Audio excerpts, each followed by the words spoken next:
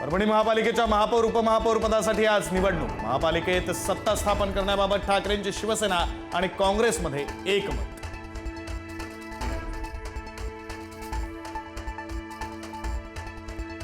रोहित पवारांची आजची पत्रकार परिषद रद्द। बैठकांमुळे पत्रकार परिषद पुढे ढकलल्याची रोहित पवारांची माहिती।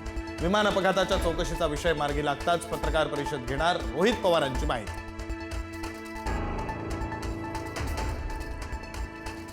सुनेत्रा पवार आज पुणे जिल्हा नियोजन समितीची बैठक घेणार। अजितदादांच्या निधनानंतर पुणे जिल्हा नियोजन समितीची पहिलीच बैठक। उपमुख्यमंत्री सुनेत्रा पवार व्हिडिओ कॉन्फरन्सिंगद्वारे उपस्थित राहण्याची शक्यता। 31 जूनपर्यंत शेतकऱ्यांची कर्जमाफी झाली नाही तर रेल्वे चालू देणार नाही। प्रहार संघटनेचे अध्यक्ष बच्चू कडू यांचा सरकारला इशारा।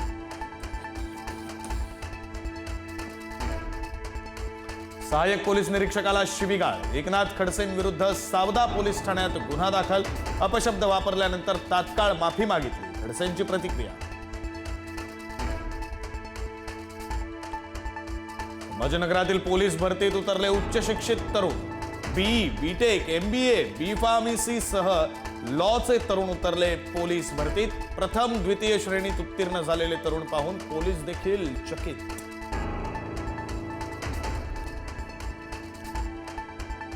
अहिल्यानगर शहरामध्ये 24 वर्षीय युवकावर गोळीबार। गोळीबारामध्ये युवक जखमी। कोटला राज चेंबर परिसरातील घटनेचा CCTV समोर।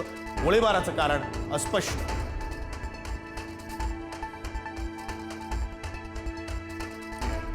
बीडच्या चौसाळा परीक्षा केंद्रातील कॉपी प्रकरणी प्रशासनाची मोठी कारवाई। केंद्र प्रमुखासह 17 शिक्षकांवर गुन्हा दाखल तर संभाजीनगरच्या जैतापूर येथील सामूहिक कॉपी प्रकरणात 24 जणांवर गुन्हा।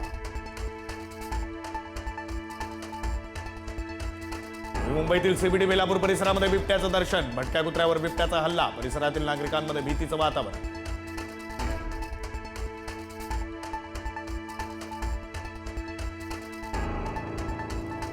एसटी कर्मचाऱ्यांचं आज राज्यभर निदर्शन। वाढीव वेतनाचा हप्ता थांबवल्याने एसटी कर्मचारी संतप्त। मुंबई सेंट्रल मध्यवर्ती कार्यालयाच्या प्रवेशद्वारावर दुपारी निदर्शन।